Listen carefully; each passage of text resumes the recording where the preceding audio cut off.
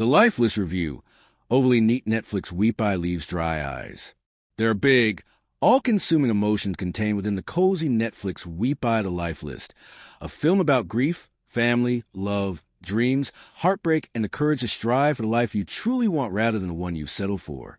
Based on the best-selling novel by Lori Nelson Spielman.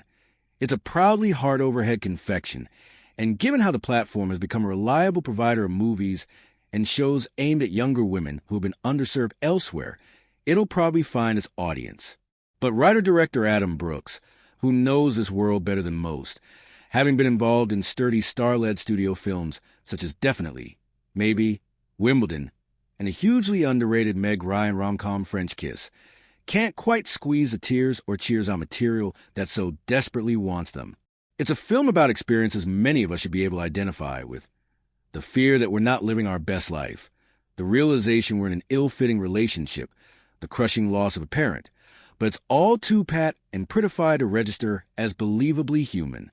It's a problem exacerbated by the choice of lead, the actor-singer Sophia Carson, who recently starred alongside Taron Egerton in Netflix's wonderful smash-hit thriller Carry On.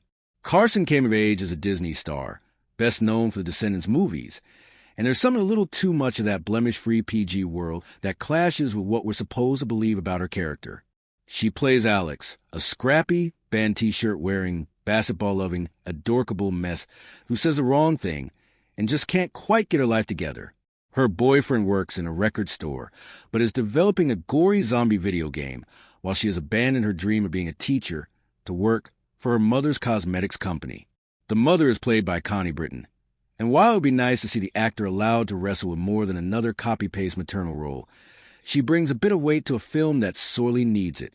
The film starts with Alex, late as usual, drinking her way through a family party classic, where her boyfriend accidentally exposes himself to her niece and nephew, before her mother shares some devastating news.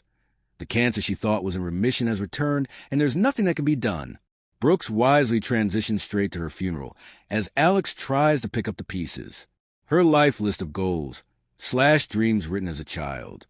In order to find out what her inheritance will be, Alex must tick off every one of them before the end of the year, each also unlocking a new DVD containing a personal message from beyond the grave. Alex's 12 months are then filled with living, taking part in a mosh pit, laughing, doing stand-up, and loving. Her final bullet point aims for true love. It's P.S. I Love You for the mother-daughter crowd, a potentially more interesting dynamic than a simple girl loses boy romance.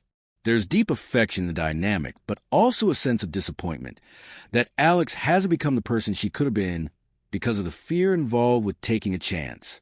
Yet the film is ultimately more interested in Alex's low-stakes love life over her familial relationships or personal growth or, gulp, career. Her teaching ambitions are introduced, then swiftly, lazily ignored. The film is a reminder that sadly far too many films with female leads are still more focused on who they end up with rather than who they end up